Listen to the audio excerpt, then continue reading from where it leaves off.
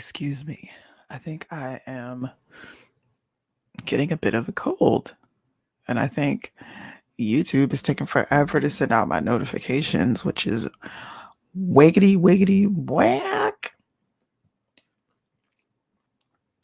I'm not going to be on here long because I'm going to be coming back with a panel to talk about the infrastructure plan.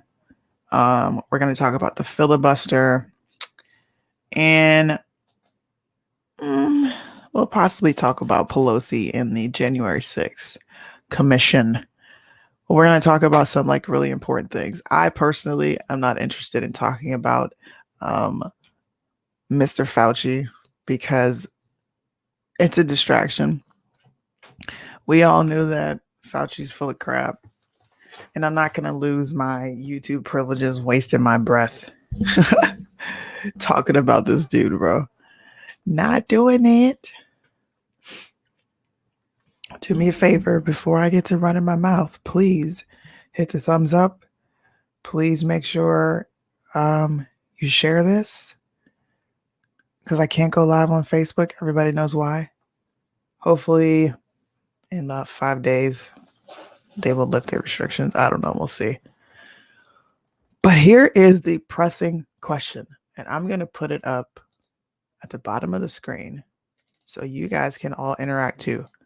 I also put the link of this live in the description. So if you want to come on and challenge me on these thoughts, man, I'm definitely here for it. I like being challenged. I like having these conversations, seeing where people's heads are. Here's the question of, it's not even evening, but here's the question for this live. Is all of Black history rooted in oppression and captivity? Now, I got this from my Instagram account because I had put up a video asking this very crazy question. It's not even a crazy question, but asking this question: why do Democrats only talk about the negative, bad, traumatic parts of Black history? Why is it that they only can talk about slavery as if that's all slavery, racism, Jim Crow, all the bad pieces of history, as if that's all we are known for? I never really see them talk about Thomas Sowell, Walter Williams, Larry Elders. You don't really see them bring up Frederick Douglass, Hiram Revels, Dred Scott. You don't hear them bring up any of these people. They barely talk about Harriet Tubman, Sojourner Truth. Like, they don't talk about any of the really important pioneers, man, that got us to where we are. Have you ever heard a Democrat talk about the Black Renaissance, Reconstruction era, or the Great Migration? Have you? Raise your hand. Let me know. I would love to know. I don't think I've ever heard these people talk about the Black community or anything to do with Black folks in a positive light. I'm just going to throw that out there. And I think that's pretty shitty and sad. The fact that Black Lives Matter, but the only thing you guys can talk about is slavery, racism, Jim Crow, oppression, police brutality. The list goes on. I'm going to play a few clips of Joe Biden, man. Like, this dude straight said that Black entrepreneurs don't have accountants or lawyers. I'm going to play the video for you. I mean, if I'm wrong, please let me know. Like, nah, I've heard them say some, positive things. But if I'm right, then I think we're onto something here. It's funny how the party that claims to be for civil rights, which they're actually really not, for racial equality, for closing the racial wealth gap, all these things. They don't talk to us, mainly the Black community, about how we get forward. You know what they talk to us about? Slavery, Jim Crow, racist Republicans. That's the only thing they talk to us about. And you have to sit and wonder why.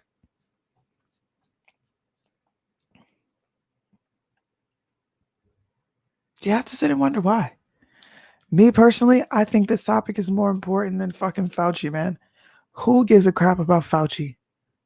Fauci is full of shit, and we all knew it from jump. Trump knew it. We all knew it. So I'm not going to waste my time talking about that clown.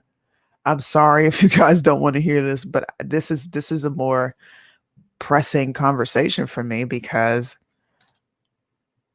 I have children growing up in the world. My younger sister's growing up in this world, and I would be a fool if I didn't ask these questions, man. Like, what? Let me play this clip of Mr. Joe Biden, Jim Crow Joe himself. Here we go. Wait, did I share the audio? Ah, oh, you guys don't understand. It's so hard. Okay, I did. Here we go. Data shows young Black entrepreneurs are just as capable of succeeding given the chance as white entrepreneurs are. But they don't have lawyers, they don't have accountants, but they have great ideas. Does anyone doubt this whole nation would be better off from the investments those people make? And I promise you, that's why I set up this National Small Business Administration that's much broader, because they're going to get those loans. The data shows. I'm going to play it again. Young Black entrepreneurs are just as capable of succeeding given the chance as white entrepreneurs are. But they don't have lawyers, they don't have accountants, but they have great ideas. Does anyone doubt this whole nation would be better off? What? Business. Where is this mind? Where is this dude's mind at? I want you guys to know I was right. Okay, Kamala Harris is going to be put up as the president in August. I said this before it was even conversation. People got mad at me. No, we're not going to have to deal with Kamala. Yes, you are, because White House insiders are talking about it. Bloop. But to get back on subject, this dude has no clue what the Black community looks like anymore. Thank you. Thank you. We don't know how to be lawyers, accountants. We don't know how to do any of these things. Or, I'm sorry, we're just as capable as white people.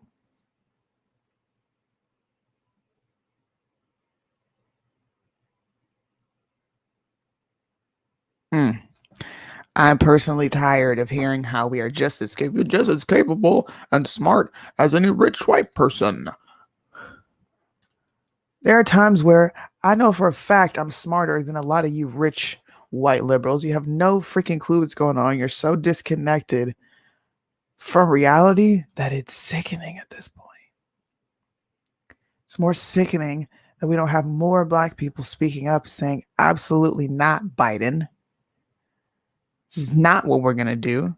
You're not going to tell me what I am and am not capable of. What? Fuck out of here, man. Let's play a compilation.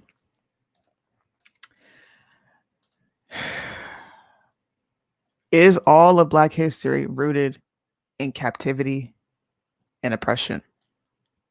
I need somebody to come on here and answer that question.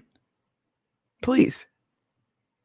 Anybody that's going to disagree with me on this subject, please come on here. The link is in the description for you. I even put a post on my page for you to click on the link. Let me know. Is all of Black history rooted in oppression and captivity? Poor kids are just as bright and just as talented as white kids. Wealthy kids, Black kids. They're going to put you all back in chains. I've had a great relationship. In Delaware, the largest growth in population is Indian Americans moving from India. You cannot go to a 7-Eleven or a Dunkin' Donuts unless you have a slight Indian accent. I'm not joking. Wow. I mean, you got the first sort of mainstream African American who is articulate and bright and clean and a nice looking guy. Okay, he's talking about Obama here. I have to pause it here because he said, you can read it. I mean, you got the first sort of mainstream African American who is articulate and bright. The first. I'm going to put you guys up on some game. Go look up Suffer No Fools, Walter Williams. It's one of the greatest documentaries that's ever been created. Look up Thomas Sowell. Look into Larry Elders. All these black voices are mainstream. I don't know where Democrats are in reality. Where that's just it. Who knows where they're functioning in reality, bro? For there only to be one, the first? No. I mean, that's a storybook, man. You got more questions, but I tell you, if you have a problem figuring out whether you're for me or Trump, then you ain't black. It don't have nothing to do with And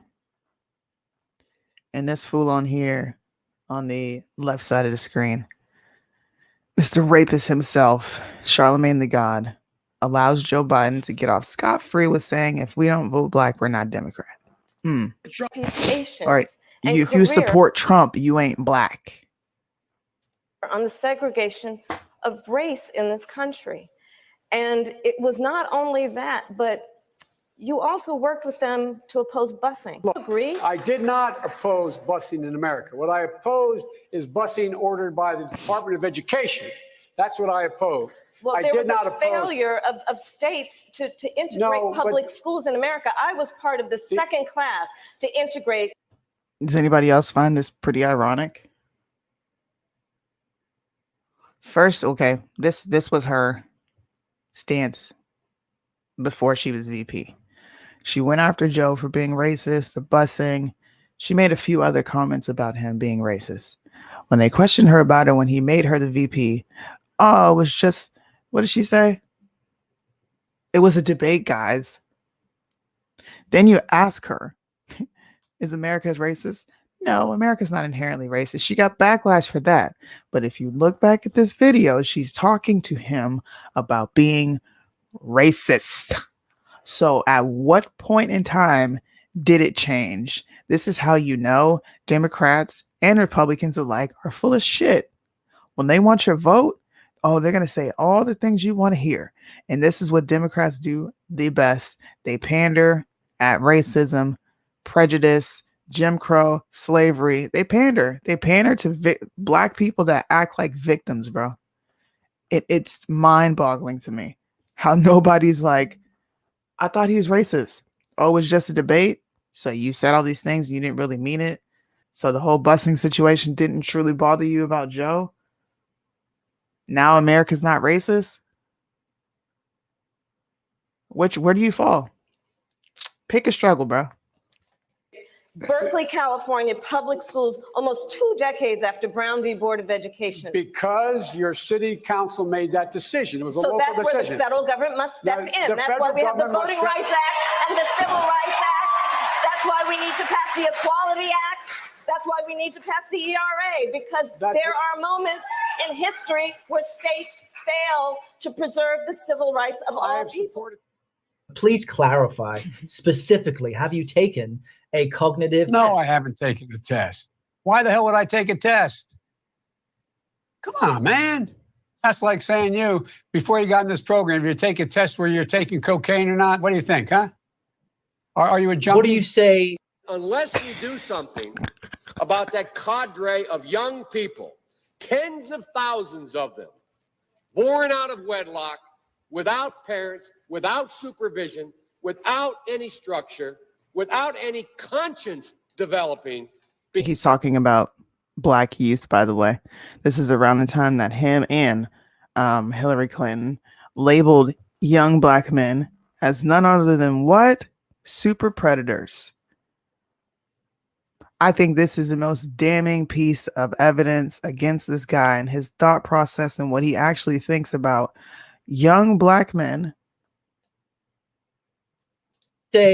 Unless we do something about that cadre of young people, tens of thousands of them, born out of wedlock, without parents, without supervision, without any structure, without any conscience developing, because they literally, I yield myself 3 more minutes, because they literally have not been socialized. They literally have not had an opportunity. We should focus on them now, not out of a liberal instinct for love, brother, and humanity, although I think that's a good instinct, but for simple, pragmatic reasons. So let's not help these kids and give them love because they don't have it, which is probably the reasons they're acting out. Let's not talk about, well, he brought it up, born out of wedlock. Let's not fix the issue. Let's put more punishment on them. Did you hear what he said? Not the liberal way, love, but a more pragmatic way. That's why we're here, because of the lack of love that's shown to these parts of our community. If we don't, they will, or a portion of them will, become the predators 15 years from now. And Madam President, we have predators on our streets that society has, in fact, in part because of its neglect, created. Again, it does not mean because we created them that we somehow forgive them or do not take them out of society to protect my family and yours from them. They are beyond the pale, many of those people. Beyond the pale. And it's a sad commentary on society. We have no choice but to take them out of society.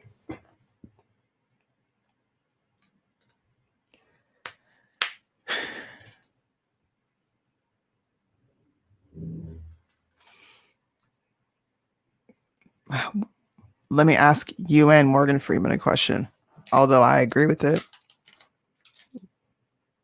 What do we benefit as conservatives and as people who want the other side to wake up and smell the coffee? What do we benefit by just not talking about it?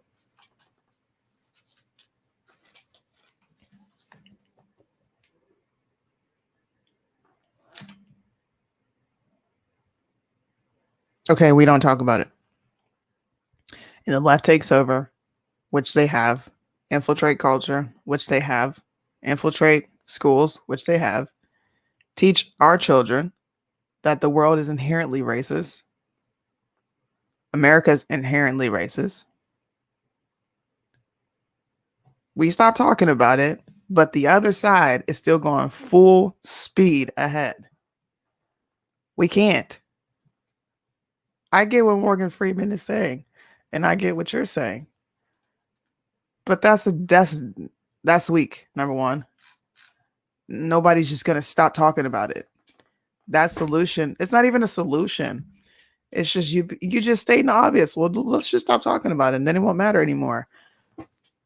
It still matters. It's 2021, and we're still talking about racism. Guys, is all of Black history rooted in oppression and captivity? Sorry. Somebody tell me. This comment is my favorite. Former Vice President Joe Biden once said he didn't want his kids to grow up in a racial jungle in regards to desegregation. People deny that, deny it. But look at this. It has been proven true. And you'll hear some people make excuses. Well, he was just talking about all the different races that were going to be together.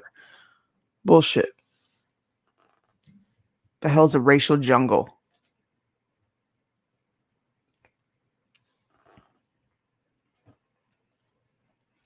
Nobody wanted to challenge me on these things. And I don't want to be in an echo chamber. I really don't. I want to talk to everybody, and I want to understand why people think and feel that America's racist. Why is the only Black history that we talk about, quote unquote, rooted in oppression and captivity? I don't have any chains around my wrists. My mother didn't have chains around hers. My grandma didn't have chains around hers.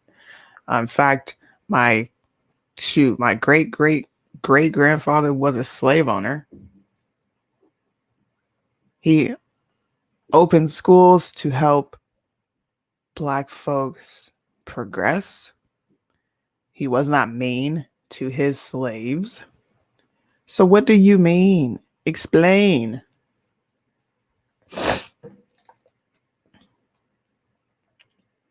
Since the beginning of time, period, in general, is Black history rooted in oppression and captivity?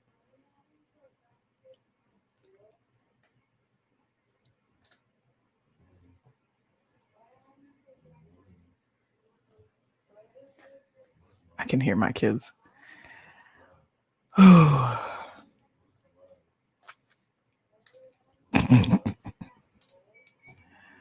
remember that.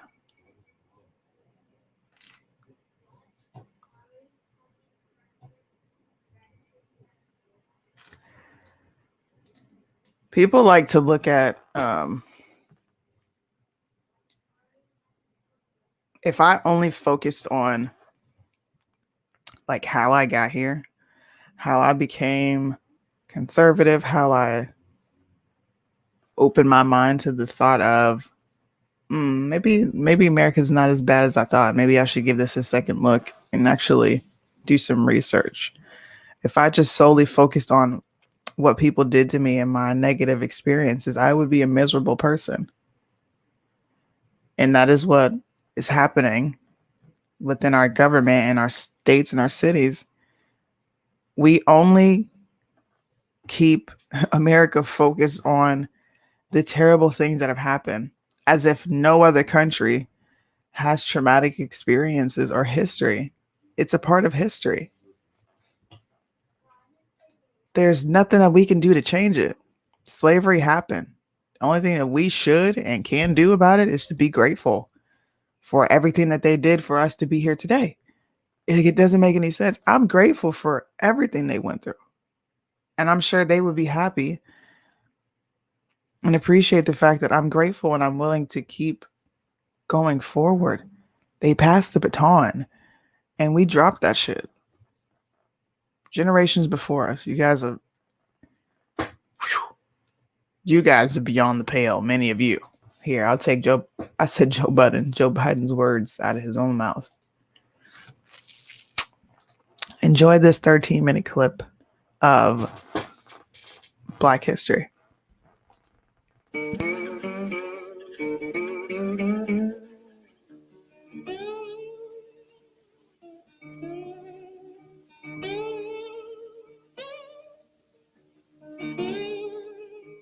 Black Americans changed popular culture forever in the 1920s.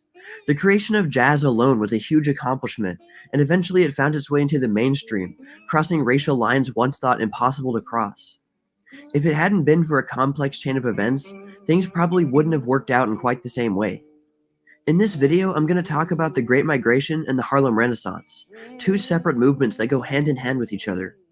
Both would have long-lasting effects for both Black America and White America. Cooperation and understanding between white and black had been one of America's most troubling issues for a long time, and around the 1920s, it began to reach a critical point. The Great Migration is the name given to the mass migration of Black Americans from the North to the South, the most common pattern being from the rural South to the urban North. This huge demographic shift was important in many ways and greatly affected American culture and society. It was largely because of the Great Migration that the Harlem Renaissance was able to happen, but I'll talk about that more later in the video. But what caused the Great Migration? Let's find out.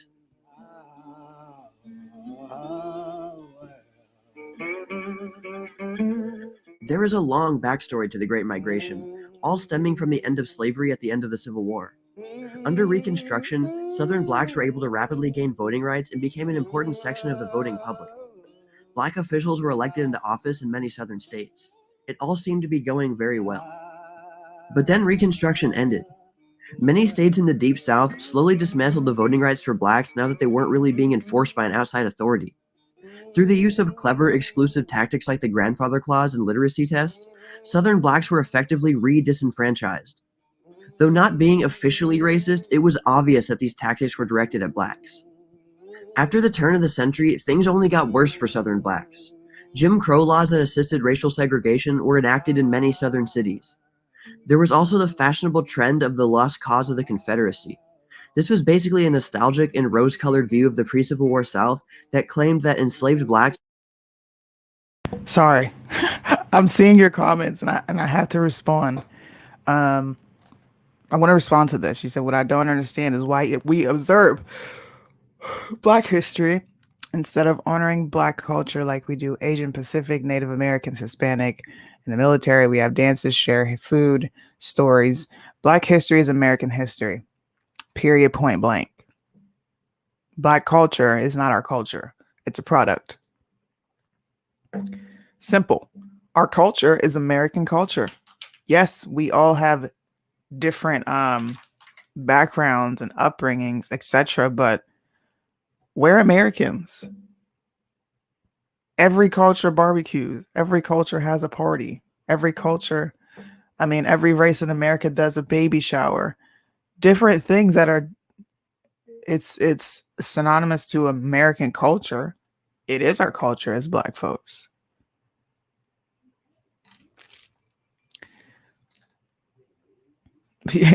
I don't. If you want to look into musical culture, I got you there. But like food, soul food, and all that extra stuff, bro, that ain't Black culture. it's just a very unhealthy way of eating. That's why we are the number one group susceptible to diabetes. Had been happy and content working on plantations, and it was for everybody's benefit that way. This led some Southerners to accuse blacks of being ungrateful, and that the society of the antebellum South was better for them. Of course, those same people also believed that blacks were simpletons and couldn't handle the complexities of a new modern society. The belief in the lost cause of the Confederacy was entirely sympathetic with the Confederate cause, and was widespread enough in the South that it led to more negative developments for race relations. One of these was the reemergence of the Ku Klux Klan, which officially restarted in 1915. By the 1920s, the KKK had reached record numbers of membership. This led to increasing violence and hostility towards blacks, as well as the increased influence of the KKK in Southern politics.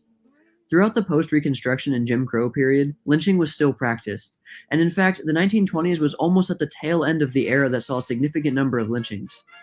So, with all this still ongoing in the 1920s, it was not a good time to be Black in Southern America. Millions of blacks still lived in the former Confederate States, and more than 40% of the Southern population in this era was Black. But without any real power or social influence, they couldn't really do very much. While the liberal ideas of Reconstruction were being implemented, they hadn't wanted to leave, mostly because it was the only home they knew, and there had been a more or less equal amount of social mobility for them in the North and the South. But when that ended, there was little left for them in the South. With the increased voting rights for blacks in the Reconstruction period, they were certainly a force to be reckoned with at the polls. And this was resented by many whites as well as Southern Democrats, who didn't stand a chance against the Republicans in the South. Being the party of Lincoln, the man who freed the slaves, the Republican Party received nearly all the votes of newly freed blacks, which, keep in mind, was nearly 40% of the population. Thus ensued an ugly, racist campaign to disenfranchise blacks yet again.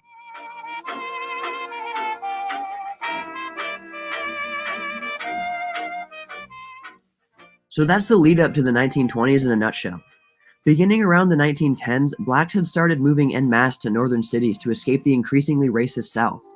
This migration continued into the 1920s, and one of the most popular destinations was the Harlem district in New York. This would become the headquarters of the important cultural developments in the black community in the near future. The increased concentration of black intellectuals and artists led to a faster spread of ideas and an increased output of works. At first, this flourishing of black culture and thought was dubbed the New Negro Movement, but was later called the Harlem Renaissance because of that area's importance in the movement. Hundreds of thousands of Southern blacks had now joined the relatively better off Northern blacks, creating higher concentrations of Black Americans in northern cities and establishing their own communities that often took up entire sections of those cities. This is a generalization, but think of it kind of like this. Within the Harlem Renaissance figures, those who were already in the North were the intellectual type, and those from the South were more earthy, though they brought with them new, innovative, and accessible developments in the arts. Like I said, it's a generalization, so don't think it was such a straight dividing line. To illustrate that last explanation, let's take a quick look at two of the most important black musicians of this time, Louis Armstrong and Duke Ellington. Ellington had been born and raised in the North and was sophisticated, suave, and reserved. Armstrong, on the other hand, was brash, loud, outwardly friendly, and spoke with a drawl. But both made very important contributions to black music. The two types of people they represent brought their own unique creativity to the table. They needed each other in order to break through racial barriers.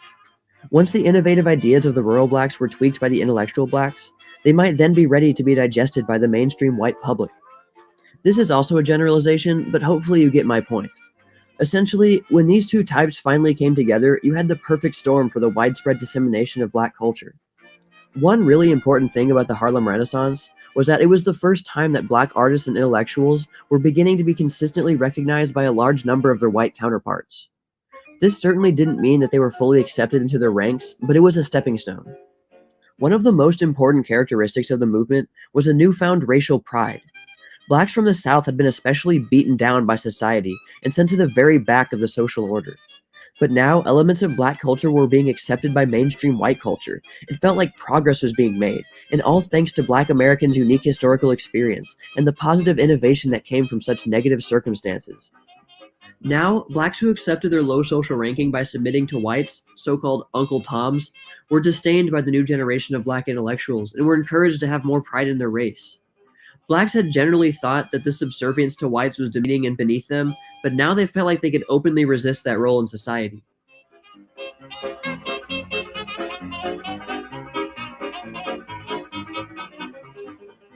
In the literary realm, a few of the most prominent names were Langston Hughes, James Weldon Johnson, and Zora Neale Hurston.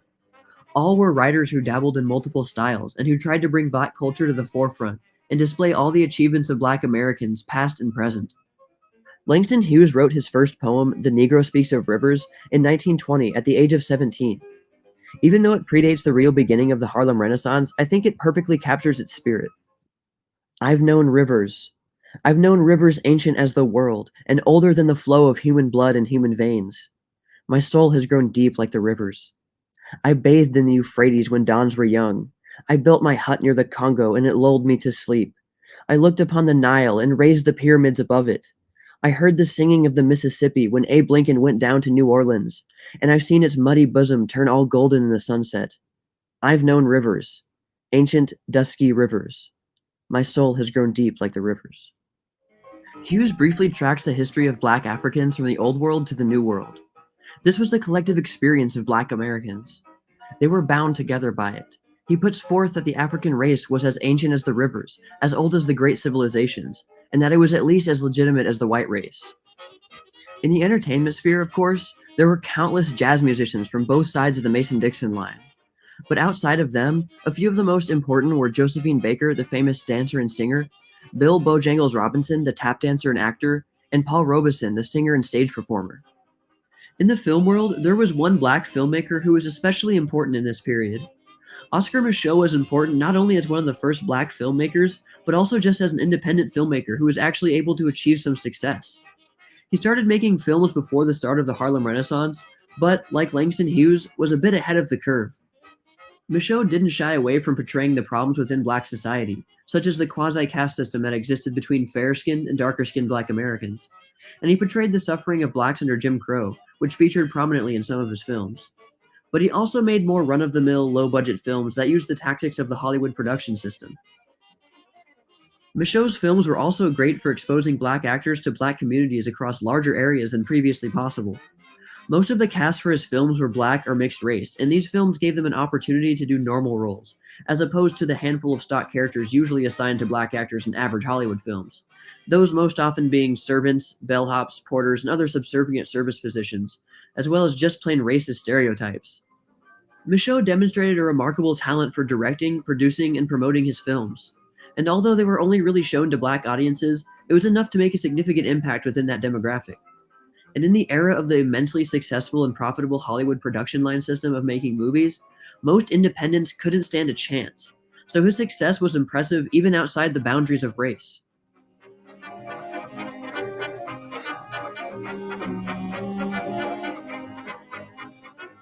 The Harlem Renaissance didn't start jazz, and it certainly wasn't the first time America had seen a group of black intellectuals. But coupled with the Great Migration, it put these people physically closer together, which helped their ideas spread faster. It gave black people an opportunity to jumpstart their long-awaited push for equality. That is the greater influence of the Harlem Renaissance. The jazz, literature, and art that came from Harlem and beyond are great from the perspective of quality and everything, but from the perspective of that generation of black Americans, they stood for something far more important. They represented a push for equality. They saw their first recognition from their white contemporaries, signaling the beginning of understanding across racial lines. And for the first time, large numbers of black Americans were proud to be black. They were able to see their own contributions to the world without the stain of slavery consuming their collective memory entirely. The first step to achieving equality was largely a success. Once they convinced themselves that they were equal to whites, they could then convince whites that they were equal to them. While the Harlem Renaissance faded away with the onset of World War II, the leaders of the civil rights movement of the 1950s and 1960s looked to the leading figures of the Harlem Renaissance for inspiration. Many of its surviving leaders contributed to various civil rights campaigns and had clearly not lost their zeal for improving the situation of blacks in America. The Harlem Renaissance could not have been as successful as it was without the Great Migration. And while that mass exodus of blacks out of the South was spurred on by discrimination and hate, there was at least something good that came out of it, something that would eventually lead to real progress being made.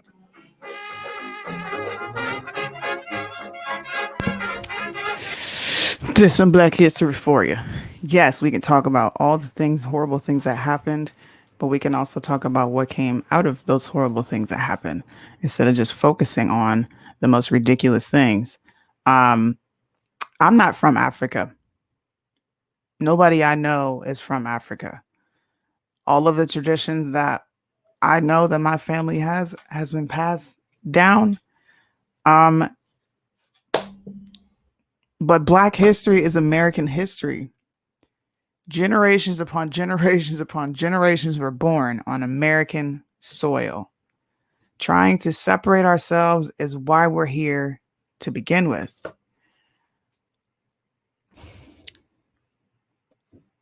It's not that I don't like talking about slavery, but like I get your comment. There's more to Black people than other than what's Black American culture. If you can show me without bringing Africa into it, because nobody I know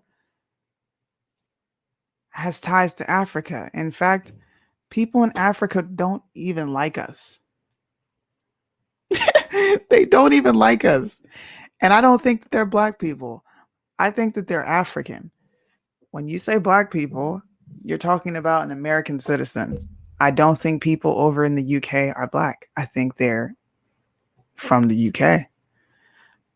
I think Black is synonymous to America. It's just another way to describe an American who isn't white. Just like we call white Americans, we call them white. You have people with darker skin, you call them Black.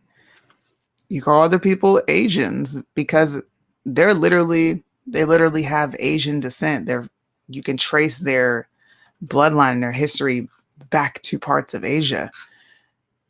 When we can trace our bloodline and our history back to America, and I'm talking about the modern day Black, the Black person that you see, I see, come on, man.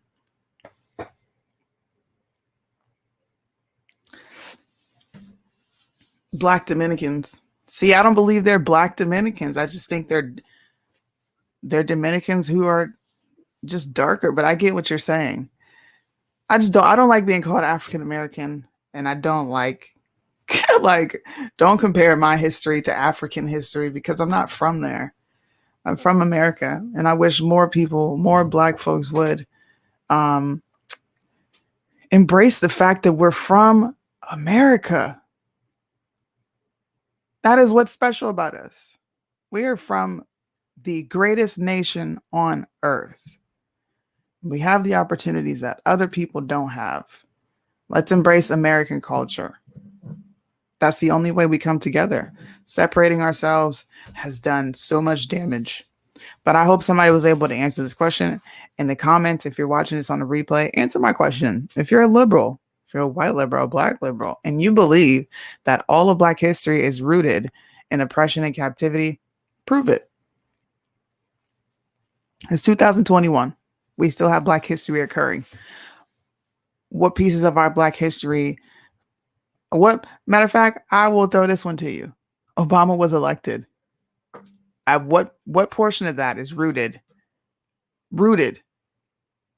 in oppression and captivity? Answer that.